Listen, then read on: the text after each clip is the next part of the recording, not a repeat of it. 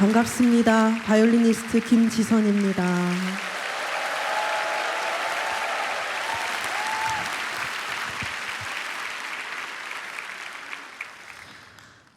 저는 신앙이 없는 가정에서 태어났습니다. 10살 때까지 복음을 한 번도 들어본 적이 없는 그런 집에서 그렇게 생활을 하다가 서울에 있는 학교로 전학을 가게 됐는데, 서울에는 맹학교가 2군데가 있는데 그 중에 한빛 맹학교로 전학을 가게 된 거예요. 그런데 그 학교는 미션 스쿨이더라고요. 그런데 제가 초등학교 3학년 때는 이때까지 복음을 한 번도 들어본 적이 없으니까 거기서 매주 수요일 오후 6교시만 되면은 채플 수업을 그렇게 들어야 된다고 하더라고요. 그리고 예배가 정말 자주 있어요.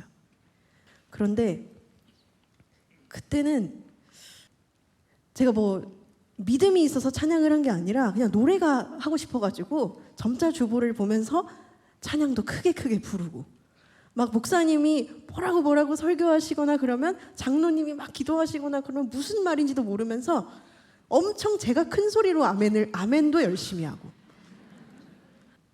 그러다가 초등학교 6학년이 됐어요. 6학년이 됐는데 저희 담임 선생님이, 정말 인자하신 담임 선생님이 이제 늘 아침마다 기도를 해주시는 거예요. 1년 내내. 그런데 제가 거기서 너무너무 감동을 받았던 게 뭐냐면, 항상 선생님께서 기도하실 때 하나님께서 사랑하시는 이라는 수식어가 꼭 붙는 거예요. 누구 이름을 부를 때 하나님이 사랑하시는 지선이 이런 식으로 기도를 하시는데, 제가 그때 하나님이란 자체는 누군지 모르겠는데 나를 사랑하신다고? 나를 사랑하시는 하나님이 대체 누굴까? 그 기도에 대해 감동해서 하나님이 되게 궁금해지기 시작했어요. 나를 사랑하신다는 분이 계신다는데, 하나님이란 분이 계신다는데 그분이 어떤 분일까? 근데 궁금하긴 했지만 믿음 생활을 바로 시작하지는 못했어요. 그러다가 2년이 더 흘렀어요. 중학교 2학년 때 크리스마스 전날이었는데, 그때 저희 학교에 보면 이제 음악 하는 학생들이 많았어가지고 선배들하고 같이 저희가 무슨 연말 무슨 크리스마스 전야제 이런 데서 찬양을 같이 좀 해달라, 그래서 섭외가 들어와서 선배들하고 같이 찬양을 하기로 한 거예요. 그런데 거기서 제가 완전 뒤집어질 줄은 몰랐죠. 거기서 어떤 일이 있었냐면, 일부가, 거기가 목동제자교회였는데 일부가 찬양 사역자분들, 이제 좀 유명하신 분들이 나오셔서 찬양을 하시고, 2부에 우리 선배들이랑 저랑 이렇게 한 명씩 독주를 하고, 그리고 마지막에 오홀리 나이트 하는 그런 순서였는데, 1부에서 강찬 목사님이 이제 하늘의 영광을 다 버리고 낮은 이곳에 내려오신 예수님을 생각하면서 우리 함께 찬양합시다 그러시면서 섬김을 이렇게 부르시는데, 제가 이게 가사만 읊조리면 여러분들이 이게 멜로디 전달이 잘 안 될 테니까 잘 못하는 노래를 좀 불러드리자면은, 후렴에 우리가 높아지면 그가 낮추시리, 우리가 낮아지면 그가 높이시리, 하나님이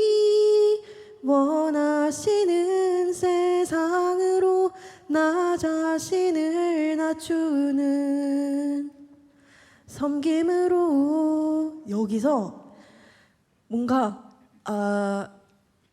사람들이 왜 낮은 마음을 배워라 이런 얘기들을 많이 했는데, 그때는 그렇게 되면은 좋은 건가? 그냥 이렇게만 생각을 했는데, 그 찬양 한 구절에서 우리가 낮아지면 그가 높이시리라는 그 가사에서 내가 잘 모르지만 그 하나님이란 분은 내가 겸손하게 행동하면 나를 높이시나? 거기서부터 감동이 조금씩 오더라고요.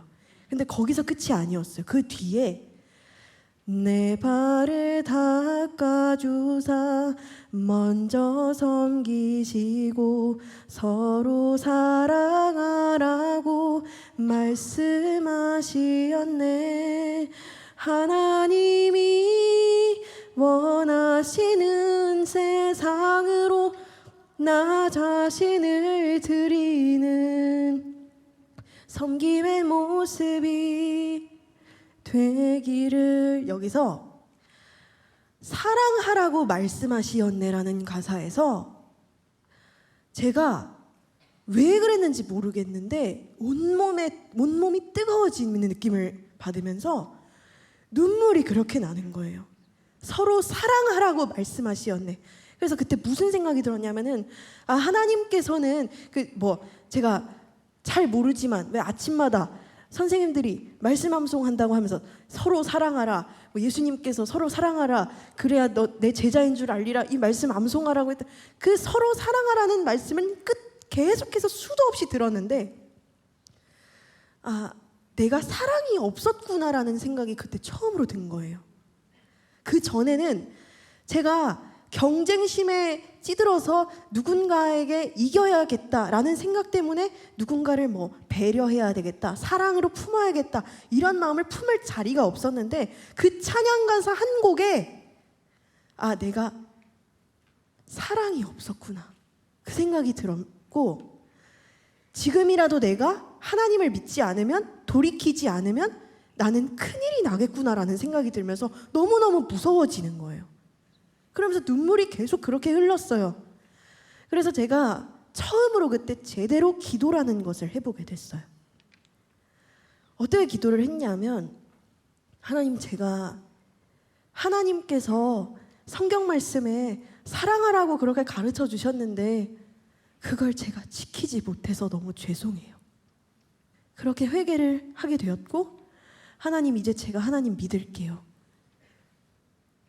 그게 저의 신앙생활의 시작이었어요. 그리고 나서 찬양이 주는 힘이 너무 좋아서, 너무 강력해서, 그 전에는 제가 이제 아이돌 가수들 노래들도 많이 꿰고 있었고 그랬는데 그 후로는 계속 찬양만 듣기 시작했어요. 찬양만 듣기 시작했고 찬양이 주는 기쁨에 빠지게 됐어요. 그러다가 중학교 3학년이 되었어요. 저희 담임 선생님이 이제 목사님 자녀분이셨는데, 담임 선생님을 만나게 됐는데 성경을 가르치게 되셨어요. 저희 선생님께서 암송 말씀, 암송 구절 하나를 가지고 오셨더라고요. 그러면서 저에게 다가오시더니 이 말씀을 보는데 지선이 생각이 났다 이러시면서 말씀을 읽으시는데 그게 뭐냐면 고린도후서 5장 17절의 말씀이었어요. 그런즉 누구든지 그리스도 안에 있으면 새로운 피조물이라. 이전 것은 지나갔으니 보라, 새 것이 되었도다. 다른 건 모르겠고 새 것이 되었도다에 완전 꽂혔어요. 제가. 저는 하나님을 이제 영접하겠습니다. 그러고 이제 찬양을 듣고 나서 찬양이 주는 기쁨을 알게 되면서 제가 무슨 생각을 했냐면, 그런데 하나님이 내 과거의 죄도 과연 용서하셨을까? 그 생각이 드는 거예요.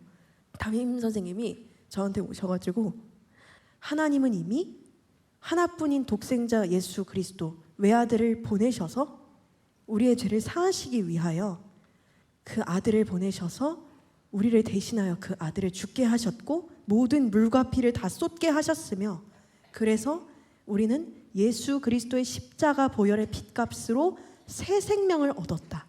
그래서 우리는 이전 것에 죄에 묶였던 그 모습에서 이제 자유할 수 있게 되었으니 새 것이 되었다. 이렇게 해석을 해주시는 거예요. 그때 제가 그렇구나. 나 같은 사람이, 정말 용서받을 자격 없는 나 같은 죄인이 하나님의 은혜로, 예수님의 십자가 복음의 은혜로 구원을 받았구나. 이제 하나님 말씀대로만 살면 되는구나. 너무너무 자유하고 기뻤어요. 그때부터 저는 정말 구름 위를 걷는 것 같은 기쁨 충만한 그런 삶을 살게 됐어요. 늘 하나님 말씀 안에 있는 게 좋았고, 찬양을 듣는 게 좋았고 기도하는 게 좋았고, 시간만 되면 이제 제 주변에 뭐 아픈 사람들, 마음이 어려운 사람들, 시간만 되면 그들을 위해서 기도를 하는 거예요. 제가 그렇게 1년을 정말 하나님 안에서 기쁨 충만하게 보냈어요. 그런데 계속 그렇게 기쁨 충만하면 얼마나 좋아요. 고등학교 1학년 때 갑자기 극심한 슬럼프에 빠진 거예요.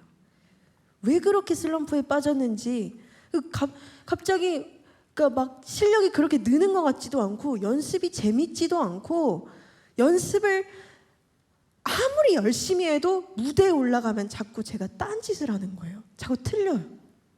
그래서 무대 공포증에 너무 깊숙하게 빠져버린 거예요.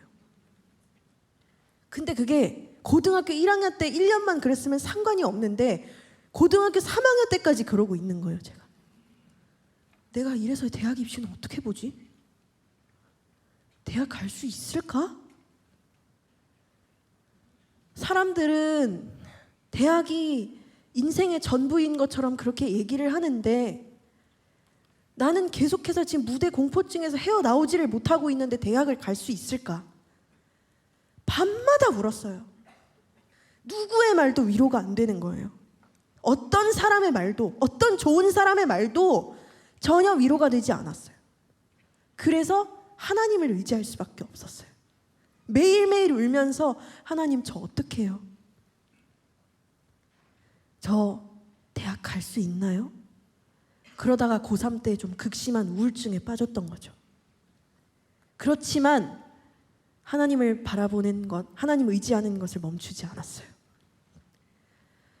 그렇게 매일매일 그래도 제가 버틸 수 있었던 게 뭔가 봤더니, 매일 아침에 제가 7시 등교면 거의 4시, 5시에 일어나서 큐티를 하는 거였는데 그걸로 제가 버텼던 것 같아요. 그리고 늘 제가 구독하고 있는 갓피플 말씀 한 구절로, 매일 올라오는 그 갓피플 말씀 한 구절로 버텼던 것 같아요. 근데 그날 어느 날 제가 학교에서, 그러니까 학교를 가려고 버스를 탔는데 갓피플 오늘의 말씀이 올라왔는데 스가랴 4장 6절 하반절 말씀이 올라왔어요. 이는 힘으로 되지 아니하고 능력으로 되지 아니하고 오직 나의 힘으로 되느니라. 이 말씀이 올라온 거예요. 해답을 찾은 것 같았어요. 뭐냐 하면, 이거 내 힘으로 되는 게 아니구나.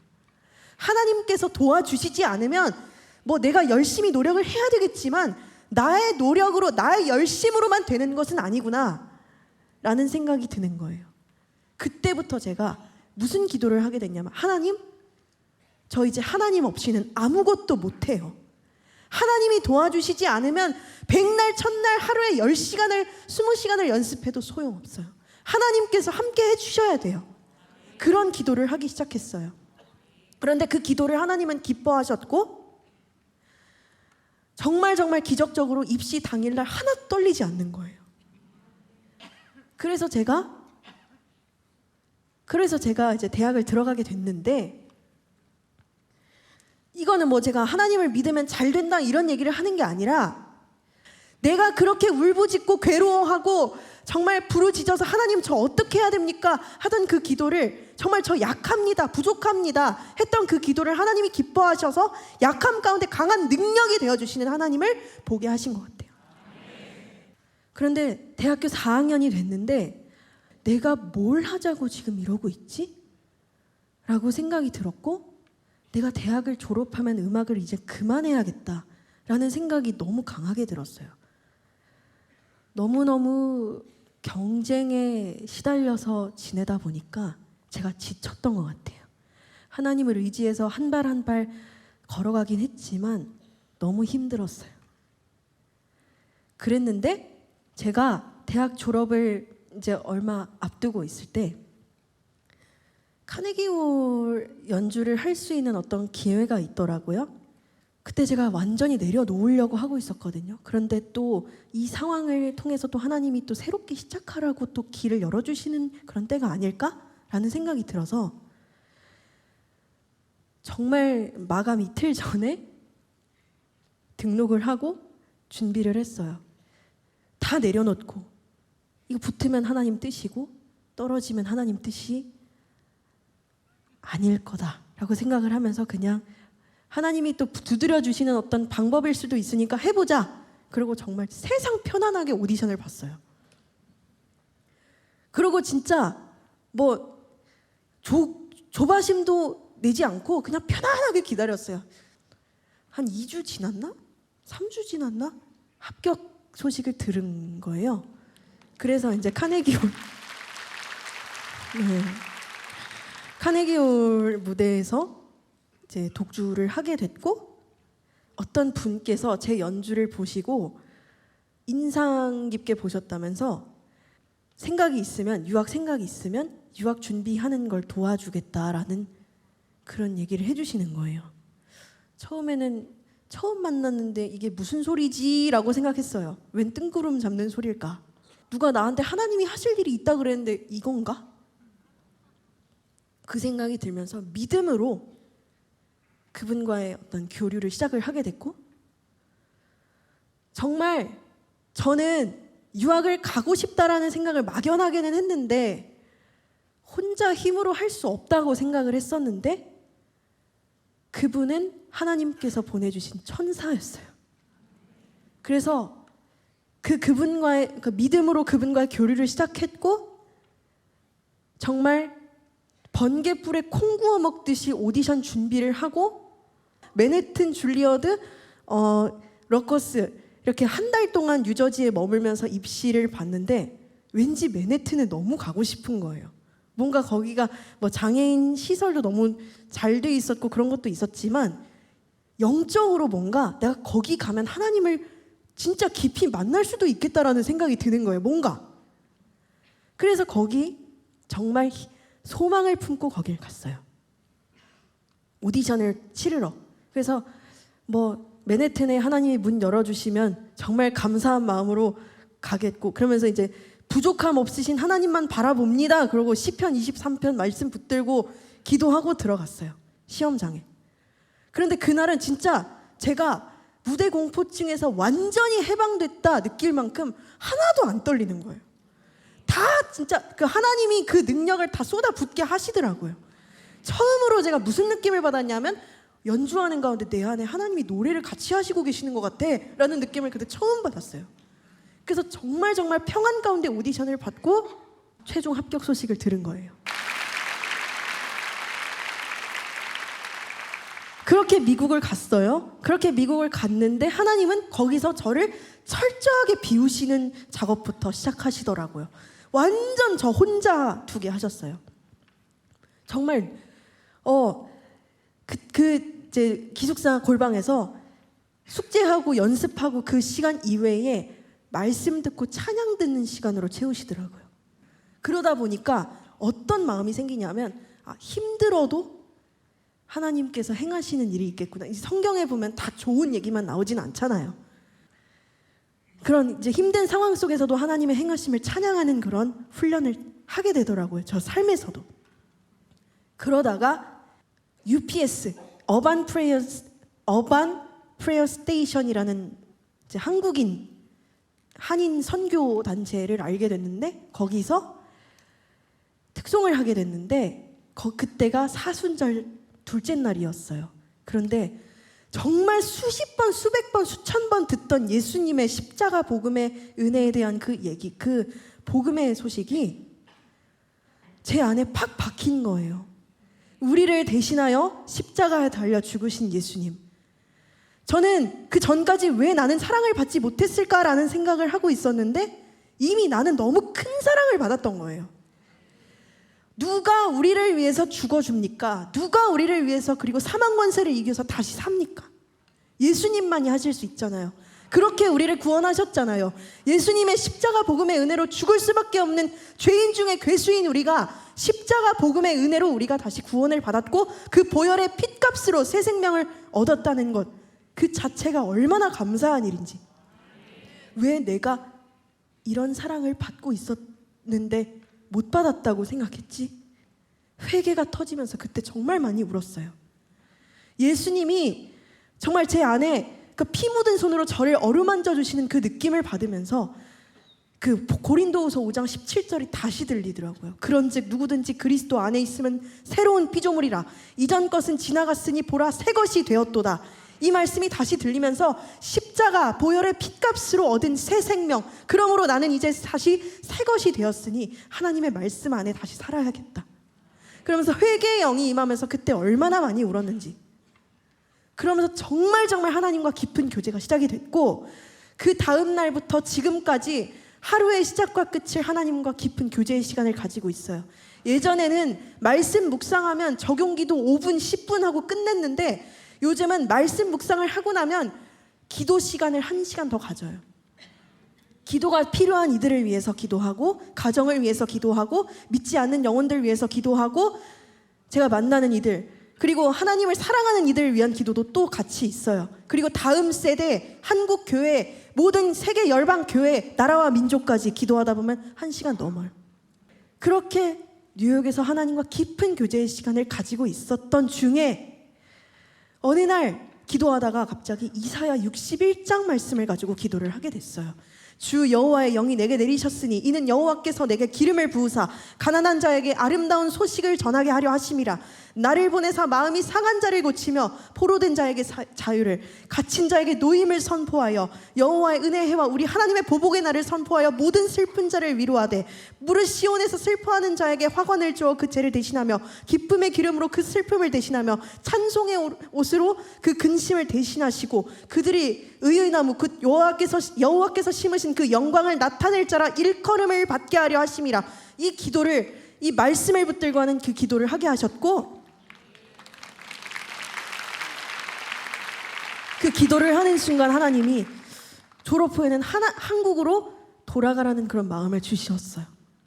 거기 상처받은 영혼들이 너무 많다는 마음을 주시면서, 그리고 제가 그 기도를 했어요. 하나님, 저의 영향력을, 제가 가진 달란트를 높은 곳이 아니라 낮은 곳에 흘려보내기 원합니다.